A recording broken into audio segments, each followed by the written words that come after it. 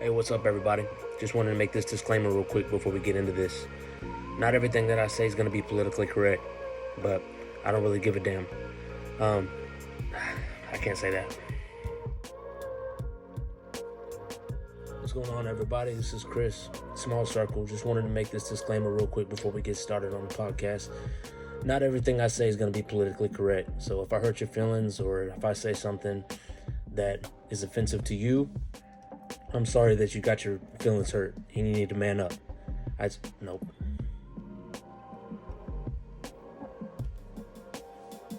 Hey, what's going on, everybody? This is Chris at Small Circle. Just wanted to make this disclaimer real quick before we get started. Everything I say on here is not always going to be politically correct. For that, I apologize in advance. I'm not here to hurt anybody's feelings or to offend anyone. With that being said, enjoy the show.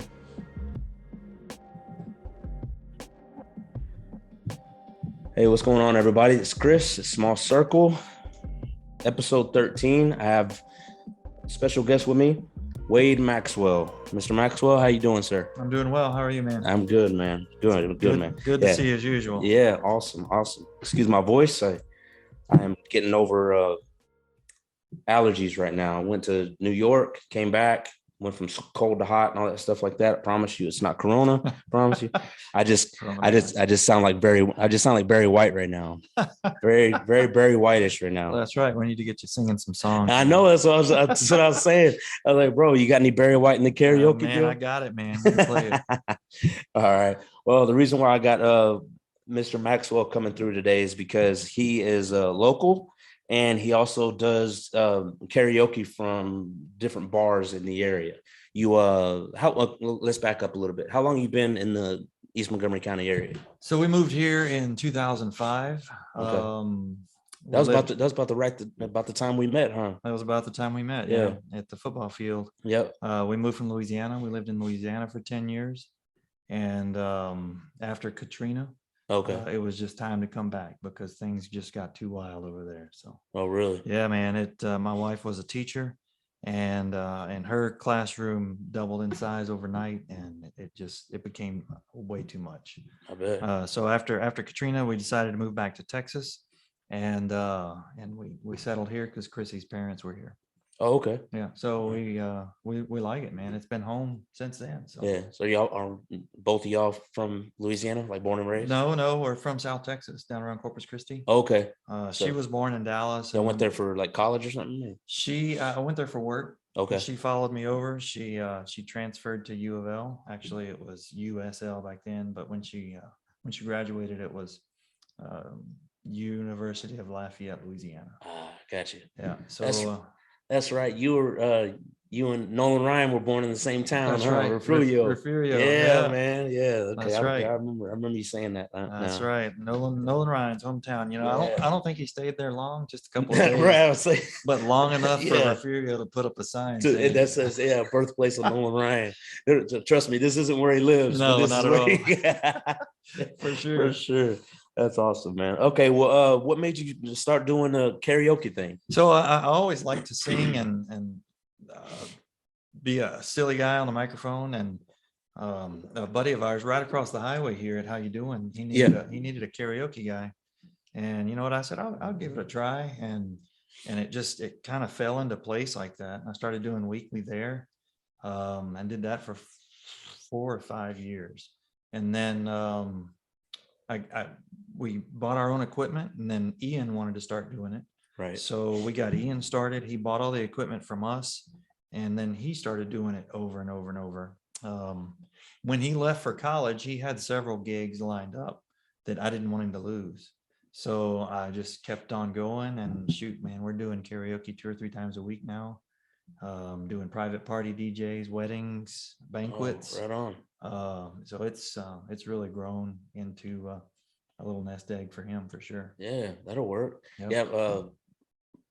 Yeah. Before MP3s and all this and everything like that, when we're doing CDs, me and my dad were DJs for a while. Oh, wow. Yeah, man, we're doing weddings and stuff like that and everything. I did a few clubs and stuff, but yeah. And they asked me if I wanted to get into karaoke. And I knew that there was a market for it, Right. right? You know, but I was just like, man, I don't want to hear people ruin these songs, man. You know what I mean? I'm not trying to see somebody or hear anybody try to be, you know, an Angus Young or a Steve Perry, dude. Yeah. I'm like, man, I can't do it. And no matter how bad they are, you got to tell them what a good job they did. Exactly. Otherwise, they'll stop coming up For to sure, sing. right? Of course, yeah. Yeah. I don't think I'm a very blunt guy. I don't think I could do Dude, that. that sucked. No. Right. But we do a Wednesday night right now at Guadalajara's on Lake Conroe. Yeah, okay. We do Thursday night at Pueblo Ritaville in Splendora. Okay. Fridays is fixing to get kicked off again at La Casita in Porter. Okay. And then we're in some talks right now for a Saturday gig. But we're gonna do 4 or 5 nights a week. So it'll be pretty good. It's a lot of singing. Yeah. Yeah. We need your Barry White voice over there. I definitely, dude. It's gonna be there for a while. I can't get over this cough either. Y'all were doing Alma Latina, weren't you? We did not do Alma Latina. No, Okay. we did go over there a few times to participate. And Okay, all right, a so good it was. good friend of ours named Ram. I don't know his first name. I guess he's not that good of a friend, but he is a good friend. We've always called him Ram. His last name is Ramirez. Okay. And he does it there. He's 72, 73 years old, and he does a great job. Awesome. Yeah, and he's also doing I don't remember the name of it. It's in Cleveland. He does another place over there, so you can cut that out. Gotcha. But okay, all right. Well, that's cool. This isn't the only other business that you venture in as well, right? No, Chrissy and I'll back up just a hair. I had 30 years in the oil field. Right, an engineer, correct? Engineering type things. I worked for Baker Hughes. I'm not an engineer myself. Okay. But I worked for Baker Hughes, worked alongside engineering, did a lot of job planning, well design, things like that.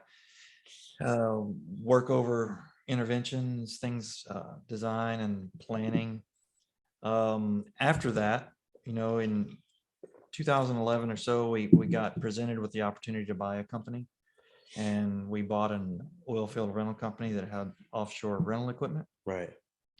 And we ran that until we still have Poseidon. At the beginning of this past year, or beginning of this year rather, we sold all of our rental equipment, and now we, as far as Poseidon goes, we provide saleable items for companies that need to buy plugs, things for their wells, specialty items, some things that we have to have built and machined. We'll procure those and then pass them along to our customers and give them some sort of a great customer service satisfaction deal. Yeah, for sure. We also, my wife, Christina, is studying to be a therapist, so she has that on her plate.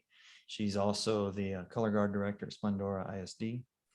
I have a commercial drone business, so I fly commercial drones for real estate, for construction, for mapping and golf course planning, things like that. Just about anything that you can fly a drone for, I do it. Oh, wow, cool. Yeah, and I've done that for the last 4 or 5 years, and I've been licensed for the last 2 or 3. Oh, wow, cool, man. Yeah, so you're a man of many hats. I'm busy. Right on. Well, I know a few years back that you were doing the what were those things called? Yeah, you get in the bubble. Oh yeah, the knocker balls. The knocker balls. Yeah, we did that for a little bit. That was very labor intensive. Yeah, man. Program. Yeah, so we used y'all one time, and then man, it was dude, it seemed like it was. Oh man, a lot. It'll wear you out. We originally got into that because I wanted something for our oldest son to do. Right. Instead of a job throughout high school, Sure, go to work for McDonald's or whatever. Right, during the summertime or something, whatever. I wanted him to be able to do this if he wanted it. It turns out he didn't want it, so we kept him about 6, 7 months, and then we ended up selling them. But it was a lot of work. I mean, you saw it's a lot of work to play in them, but it's double work to run that as a business. Basically inflate them, deflate them. It was a ton of work, and it doesn't look like it would be that much, but it's quite a bit of work. You just got to clean them and sanitize them, especially, that was pre-COVID, right? But especially nowadays, it would be double or triple the work just getting them cleaned and sanitized after every use. Yeah, right on. Yeah. Oh, so, and then Man, I didn't know that. I didn't know that you did the drone thing. That thing's tripping me out right now. That's cool. Yeah. That's very, very, You very know, cool. all these things, they were hobbies. You know, karaoke was a hobby. I intended to go up there and do it 3 or 4 times for Joe over there at How You Doing, and it kind of stuck. Yeah. And then a drone, I've had remote controlled planes and stuff since I was young. And when the drone technology came out, I was like, man, I gotta have one of these. So I put the drone in the air. I flew it recreationally for a year or two. I've had about 3 drones now, just upgrading as they come out. And I thought, man, this is a great way to earn some money. See, so you get a lot of business from like all the growth out here. Yes, absolutely. And I partnered with a company in Lafayette, Louisiana, yeah. called Fly Guys, Yeah. and they have a local drone company that they house all of their own pilots. But over here, they want to get some of this business as well in Houston. So they've created a job board. Yeah. So pretty much for all of Houston, unless you get down to like Sugar Land, Richmond, those areas, Yeah. anything north of there, I'll cover. They will call me with it, and I get 4 or 5, 6 jobs a week, where I'll go out and fly for 30 minutes, 45 minutes, 10 minutes, whatever it is. Right on. I did a golf course not too long ago, and it was a total of about 2.5 hours of flight time, 220 acres, and I mapped the whole thing. So it's very interesting. Yeah, man. Yeah, I bet it is, man. Yeah, man. A buddy of mine, his name's Chris McGinnis. I'm not sure if you know him, but solid guy. He has one of those big, I mean, probably about the size, probably about half of this pool table. I mean, this thing is massive, you know what I mean? And Right. he shoots it up or whatever, and he'll do like go around, and I mean, it'll go far. Oh yeah. This thing, yeah, just the technology on those things freaking amazing, me, man. Crazy. The golf course job I did, when I launched it, I couldn't see it for quite some time. You're supposed to stay within visual, and I kind of was. You could see it making its passes, but there were times when it was behind trees and everything. But it, in total, and I was parked in the middle of the golf course, so I pretty much had a good view of it the whole time I was flying. And it was very interesting because the way they have it mapped out, a lot of these jobs, they'll send me a flight plan, and I just log in on the drone itself and push fly, and it takes off and does everything itself. Right. Yeah, I don't even have to touch it. It will come and land itself and tell me, hey, I need a new battery, and I'll go change the battery and then take it back off. And yeah, it's pretty crazy. Man, dude. So those things pretty much fly themselves. They pretty much, yeah, it'll fly itself. If you set the remote control down and walk in your house, it will fly, it'll hover right there until it gets time that it knows it needs to get back, and it'll land itself right where you took it off. Wow. It's impressive. What I like doing is flying at about chest high, putting the remote down, and I'll go over there and grab the bottom of it, and I'll pull it, and I'm just, I'll show somebody, and I'll pull it 15 or 30 feet away from where it was and let it go.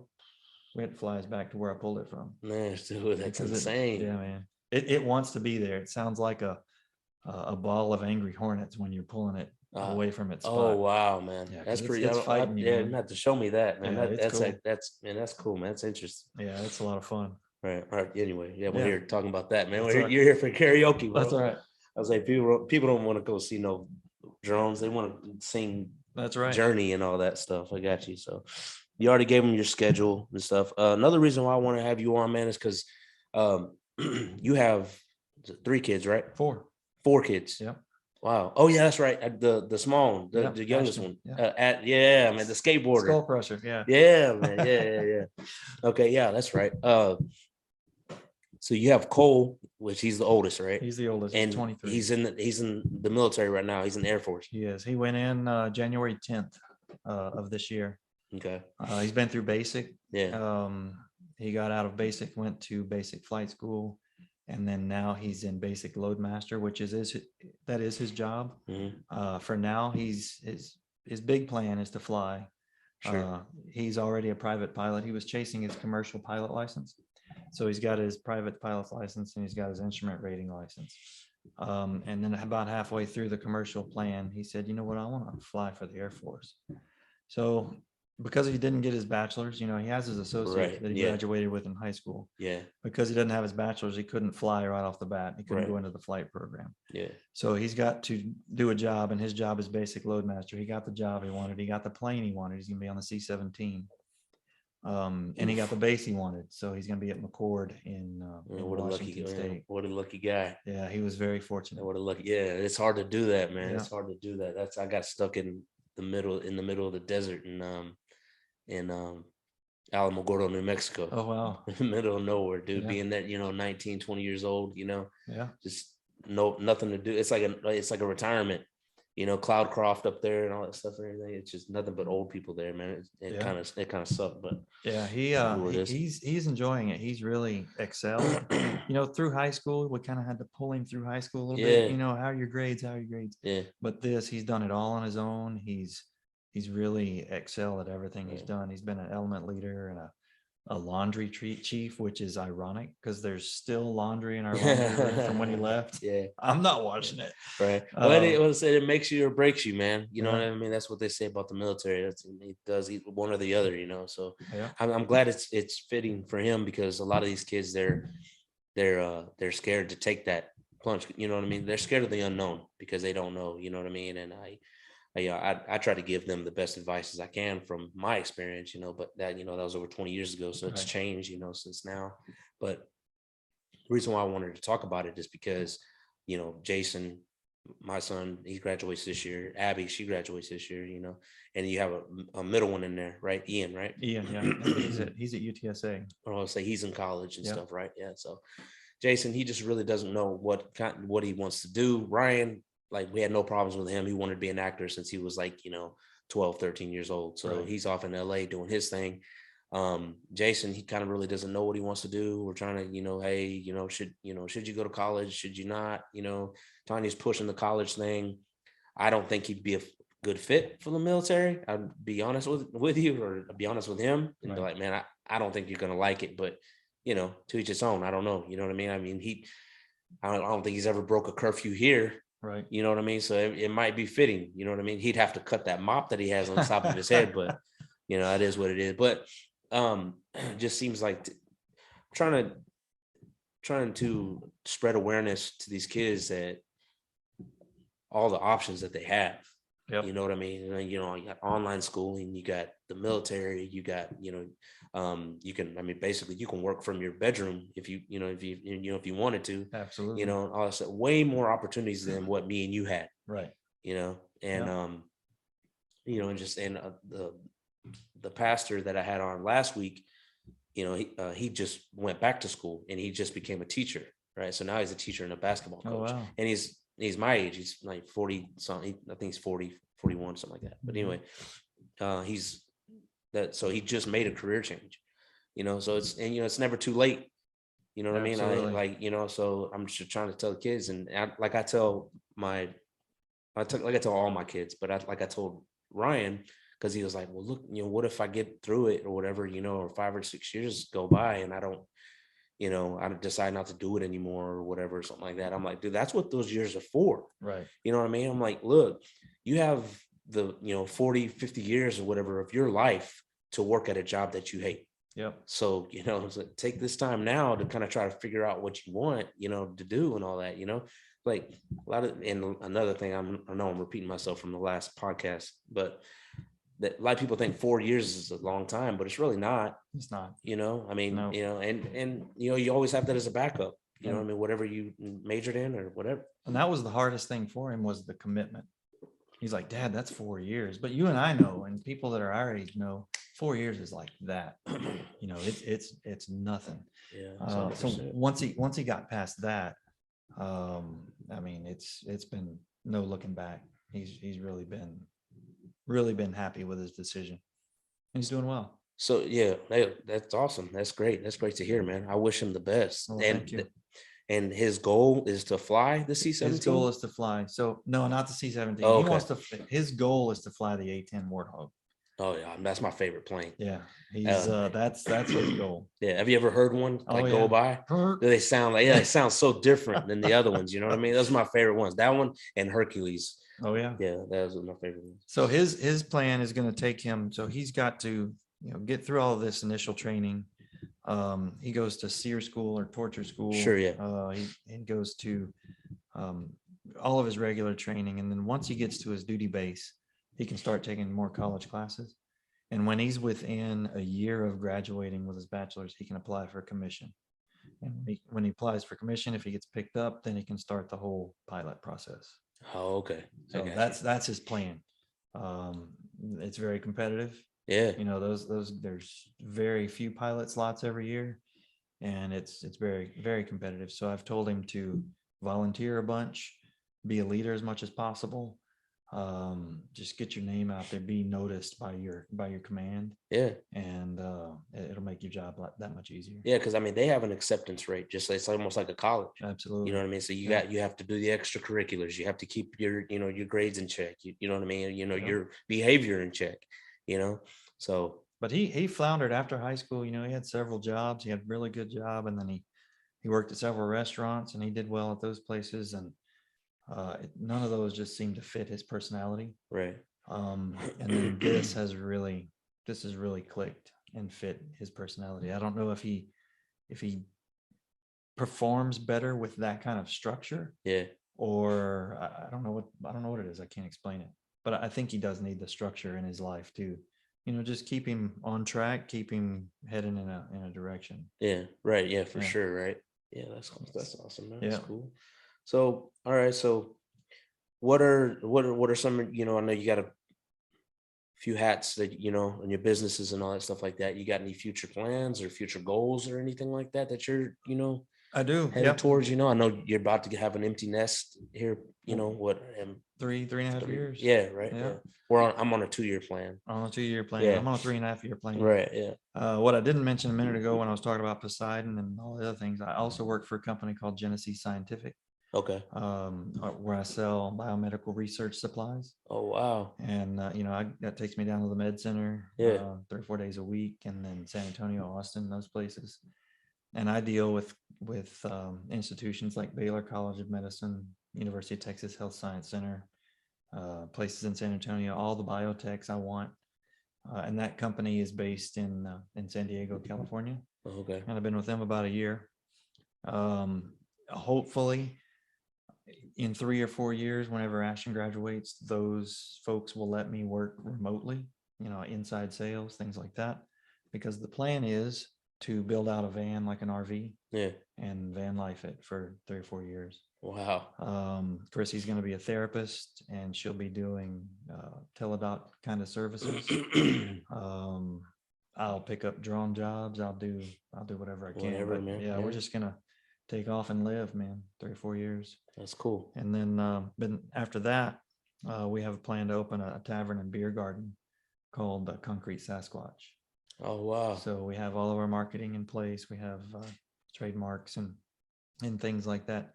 So you talking about like making your own beer? Making a restaurant type of place. Okay. All right. Yeah. And that sells I wouldn't mind making local beers or something. Yeah. Okay. I wouldn't mind being able to make my own beer, but I just haven't ventured into that part of it. Man, that's a lot of work, man. I talked to Bobby Harl. Oh yeah. Right there at Back Pew. Yeah. Man, dude. Yeah. It's especially the setup that he has, man. I'm trying to get him on here. I wouldn't buy and talk to him, but he's so busy, man. And then those 4 dudes that over at Deca too. Yeah, I want to try to have them on too, man, because I think that's so cool, man. The whole process and everything like that, and then just kind of taking that risk and just putting all the chips, So taking that big of a risk, I've met one of the guys at Deca. I don't remember his name, but they've got some pretty good stuff. Yeah, but I'd like to do that. I've never even toyed. You can get those little kits or whatever. Kits and all that. Yeah, I've never even toyed. I don't even know if I'd like it, but the thought of it, is intriguing. I think I'd like to do that. Yeah, well, they got a place in Humble that like you can go there and you can buy hops and stuff like that, and then they have local beers, whatever, on tap there. Right? Is that the hop stop? Yeah. You go in there and they have basically everything that you need to make your own beer. Hmm. But they have like the good stuff, because in the kits and stuff like that, it's like the bottom of the barrel. It's cheap Right. and all that, whatever. No, you could do everything right, but your beer's gonna taste like shit. Yeah. You know what I mean? You know what I mean? So, I try to avoid from that, Yeah. and then but there though, they have like the top of the line stuff and like everything for you to do it right and stuff like that. Right. Have beer that tastes semi, you know what I mean? It's Yeah. semi okay, you know what I I mean? have a friend in Splendora who makes his own beer, and he shares it in empty 2-liter bottles. Yeah, And so he'll give me one that's been ready for a week or two, and it's a dark beer. yeah. It's kind of like Guinness or something like that. It's really good. Really? I enjoy the hell of it. Yeah. Damn, that's pretty cool. Yeah, it's good. I But don't know. maybe that's on the plate. I don't know. We've talked about lots of things. We've talked about maybe having some scotch, because it's the concrete Sasquatch. It can be squatch. We can call it Yeah. squatch scotch. There you go. Yeah. Getting to some tongue twisters there, but Right on, man. that's cool. But that's kind of the plan. All the kids will be away. Ashton wants to be a chef. I'm not sure what Abby wants to do yet. She kind of hasn't figured that out, which goes back to what we were talking about. Sure, yeah. Ian, he's in cybersecurity and will hopefully be working for the Department of Defense in some fashion at that point. Yeah. So we're just gonna hit the road. I don't know if we're gonna sell our house or rent our house out, or Yeah. right now it's very emotional to talk about, because that's where Ashton was born and all of our kids have grown Sure. up there. And, Yeah. But we'll see. Yeah, man. It's me. I tell Tanya all the time, we got 2-year plan, and we're getting the hell out of here. We're selling everything, whatever. There's, because we just got our taxes in, or whatever. Our property tax, it just went. Yeah. You know what I mean? So I'm like, man, we should sell. And she's like, well, calm down. We got like 2 more years. So I was like, okay. Man. I was like, all right. But I think it would be hard to sell it. You know what I mean? Because, even though we've only been here, probably around 10 years, but, Ryan, he's 20. Yeah. Jason's, he's 18. Yeah. Karma, she's 16. So they did, Most from of what the they way. remember this house. Yeah. You know what I mean? So it'd be kind of hard, like you're saying. I think it'd be kind of hard, but makes it'd it also be kind of difficult. hard to rent this place out too, though. You know what I Yeah. mean? So I don't Drive know. by and see somebody else's car sitting outside. Right, yeah, That right, would be yeah, weird. yeah. So Yeah, I don't for know. sure. Man. We'll see. But anyway, give the what's the name of the karaoke place or that you do? So the couple of karaoke places I'm doing right now is Guadalajara's and No, I'm like your thing. Do you have a Facebook page or something like we that? don't have a Facebook page. Okay. DJ Ian, that's when Ian's running it. DJ Ian. My Facebook page is Wade Maxwell. They can all look me up on there. And you keep them And I keep posted them or whatever through them? I keep them abreast of everything that's going on. Anytime I have a gig, I post it on there. It just I haven't done a Facebook page for the company itself. Okay. Right on. But yeah, I always keep that updated for sure. Okay. Well, something I didn't write on here, but I always do it, is I try to end these things or whatever with a top 3, right? Well, in your case, since you're doing karaoke and all that stuff like that, what are the top 3 songs, I guess, that people like to play? There's got to be one, because whenever I was DJing or whatever, and at that time it was Heaven by Los Lonely Boys. Oh yeah. I got so sick and tired of hearing that damn song, dude. It was insane. Man, there are some songs, since you said that, there are some songs that as a DJ you just don't want to hear anymore. Yeah, exactly. And Picture by Kid Rock and Cheryl Oh Crow yeah. is one of them, yeah. because most karaoke folks think they can do it really well. Right. And there's a select few that can do it. Sure, well. right, yeah. But I guess the 3 top requested right off the top of my head will probably be Margaritaville by Jimmy Buffett. Yeah, that's it. Yeah. Sweet Caroline. Yeah. Right. And let's see. Garth Brooks, Friends in Low Places. Yeah. Right. Those Okay. would be the top 3. Yeah. And I was like, so it's almost like a like you're DJing a wedding, because those songs you kind of play at wedding gigs Absolutely. too, depending on the mood, I guess, or whatever. But out here, it's more country anyway. So like I know, like all the weddings that I've done out here, I've played Garth Brooks for sure. Yeah. So it's it's hit or miss. You get some people that really stray off of the beaten path. Yeah. And they pick something really obscure. but most people pick stuff that all of us sort of want to sing along to, Bon Jovi. Right. Yeah. Right. Anything like that. So it's cool. Cool, man. Right on. That'll work. Well, I'm gonna leave all your contact info, whatever, on here. I'll have it pop up on the screen and stuff like that. Whatever, All right. man. I really appreciate you coming out here, man. Taking the time. Thanks and for having all that me, man. stuff. Yeah, I man. appreciate it. It's been fun. Yeah, dude, for sure, man. Are you into politics out here at all? A little bit, yeah. Right. I was like, my dad's running for MSED, right? Position Absolutely. 7. Okay, Yeah. yeah. So that's I have to mention it. Whatever, my dad will get mad at me. But Not anyway, Martin. yeah, I right. can't ever see Martin, man. They're doing a forum. It'll be tomorrow night or Tuesday or whatever. April 19th at Bull Solace. It's at the Senior Center. So if you don't know and you want to know what MSED's all about, go over there. They'll squash all the common misconceptions that you guys have about MSED. So you want to get some answers, stuff. They'll try to give you the answers that they need. But anyway, if you're not familiar with the area, my dad, Martin Zepeda, he's running for MSED board position 7, and voting is May 7th. I'm not really sure if they're doing early voting yet, or if they're going to do early voting for this one. I'm not really sure. But Right. Anyway, guys, Wade Maxwell, if you're feeling the juices are flowing, the beers are flowing, you feel like giving, singing a try, hit my guy up for sure, man. Come on out. Yeah, he's a great guy, man. He's a great guy to talk to. Whenever my kid was playing football, and I wasn't new to the area, but I was new to football. I didn't really know what I was doing. I was expecting people to just be kind of standoffish. They have their own groups and stuff like that. Wade, he came up, man, and just shook my hand, introduced himself, all that, talked about, he made Jason feel comfortable, so he's just he's just a solid dude. You guys know I wouldn't have anybody that wasn't solid on here anyway. So, awesome. But yeah, now if you see Wade, man, definitely go talk to him for sure, man. He'll make you feel right at home. Definitely. And we do private parties too. So if you have a graduation party or a wedding, graduation's coming up. Yeah, for sure. So cool. Give us a shout. Right on, man. Awesome. Well, like I said, man, I appreciate you coming on. Thank you, Chris. I like that. You guys, like I say at the end of these things, you guys stay tuned, stay safe, stay solid, keep your circle small.